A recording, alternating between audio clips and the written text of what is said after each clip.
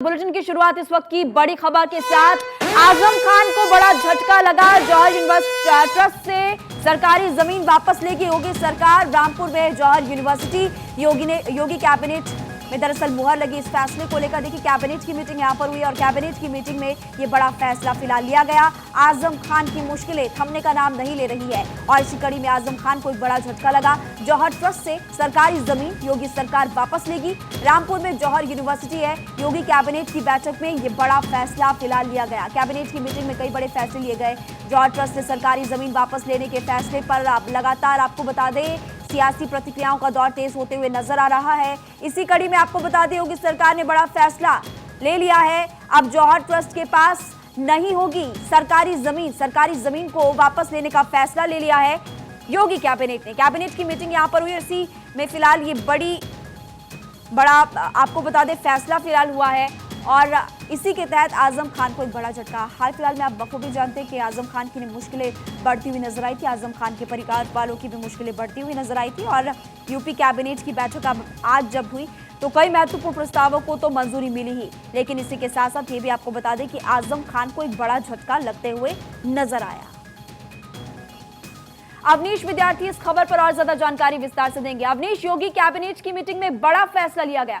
मैं चाहती हूं तमाम दर्शकों को आप इस खबर को लेकर विस्तार से जानकारी दें। ये माध्यमिक शिक्षा परिषद की जमीन थी जो जौहर यूनिवर्सिटी को अखिलेश सरकार के समय में दी गई थी विद्यालय खोलने के लिए और उसी दौर में जो है ये जमीन का आवंटन हुआ था। इसको राज्य सरकार ने अपनी पड़ताल में जो है वो गड़बड़ी इसमें पाई है और इसी को के प्रस्ताव को आज कैबिनेट में लाया गया और वो जमीन जो है वो सरकार ने वापस लेने का फैसला किया और इसी संबंध में आज कैबिनेट में प्रस्ताव आया था। मंत्रिमंडल की बैठक में सर्वसम्मति से इस प्रस्ताव को सामने रखा गया और उसको स्वीकार किया गया। ये बड़ा झटका है आजम खान के लिए जिस तरीके से लगातार अदालतों से उनको सजा हो रही है अलग अलग आपराधिक मामलों में। इसके अलावा उनकी सदस्यता चली गई, उनके बेटे की सदस्यता चली गई, इस वक्त उनकी पत्नी, उनका बेटा और वो खुद जेल की सलाखों के पीछे हैं। और अब जब जौहर यूनिवर्सिटी इसको लेकर के वो काफी बातें किया करते थे उसमें भ्रष्टाचार को लेकर के एक के बाद एक मामलों की कलई खुल रही है। इसी प्रकरण में ये मामला जिसमें राज्य सरकार ने योगी सरकार ने कठोर कदम उठाते हुए सरकारी जमीन जो है जो आवंटित की गई थी जौहर यूनिवर्सिटी को उसको वापस लेने का, जौहर ट्रस्ट को उसको वापस लेने का फैसला किया है। यानी कि अवनीश यहाँ पर आजम खान को एक और बड़ा झटका लग गया। हालांकि इससे पहले हमने देखा है कि जैसे आपने भी बताया कि उनकी मुश्किलें बढ़ती जा रही, उनको सजा हुई, उनके परिवार वालों को भी सजा फिर से हुई है। अब एक और फैसला, एक और बड़ा झटका।